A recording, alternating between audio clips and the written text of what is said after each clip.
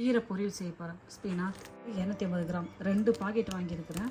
2 packet வாங்கி அப்படியே வெட்டி நல்லா தண்ணி போட்டு அலசி க்ளீன் பண்ணி வச்சுருக்கிறேன். இதில் பாருங்கள், ஒரு அரை ஸ்பூனு நெய் சேர்த்துக்கிறேன். கொஞ்சம் திட்டமாக எண்ணெய் சேர்த்துக்கிறேன். கொஞ்சம் கடுகு போட்டுக்கிறேன். கொஞ்சம் கடலைப்பயிறு போட்டுக்கிறேன். 2 காஞ்ச மிளகாய் போட்டுக்கிறேன். கொஞ்சம் கருவேப்பிலை போட்டுக்கிறேன்.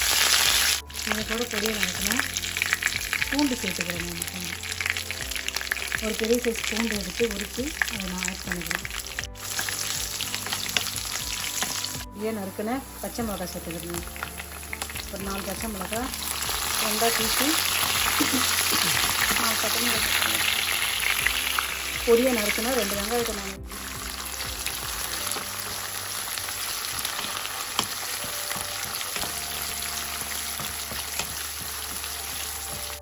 இப்படி நல்லா வதங்கட்டும்.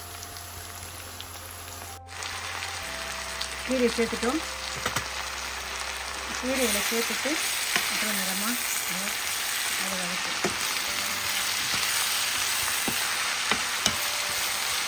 இதிலே தண்ணி விடுது. நம்ம தண்ணியில் சுத்தமாக சேர்க்கவே பாருங்கள். தண்ணி நிறைய விடுது. நம்ம தண்ணி சேர்க்கல. இதில் அப்படியே நம்ம நல்லா கிண்டி விட்டுட்டு இதை அப்படியே மூடி போட்டு கொஞ்சம் நேரம் வேக வைக்கணும். இதமாக சூட்டில் ஒரு 5 நிமிஷம் வேக வைக்கலாம். ஒரு கைப்பிடி தேங்காய் எடுத்துக்கிறேன். இந்த கைப்பிடி தேங்காயை நம்ம மிக்சியில் போட்டு அரைச்சி எடுத்துட்டு வந்துடலாம். பார்க்கலாமா? பாருங்கள், கீரை வந்துடுது நல்லா. இன்னும் தண்ணி அப்படியே விட்டு தான் இருக்குது. தண்ணியில் சேர்க்கவே இல்லை, அதுவே தண்ணி விடுது. பாருங்கள், தேங்காவை நான் பொடி செஞ்சு எடுத்து வந்துட்டேன். இப்போ தேங்காயை நம்ம இதில் சேர்க்கலாம். தேங்காய் காயை சேர்த்துட்டு அழகாக அப்படி செஞ்சு வைக்கணும். என்ன அழகான ஒரு சுவையான சத்தான ஒரு கீரை பொரியல் ரெடி பண்ணிடுங்க. தேங்காயை போட்டு சும்மா அப்படியே ஒரு வதக்க எடுக்கணும். அதிகம் உப்பு சேர்க்காதீங்க.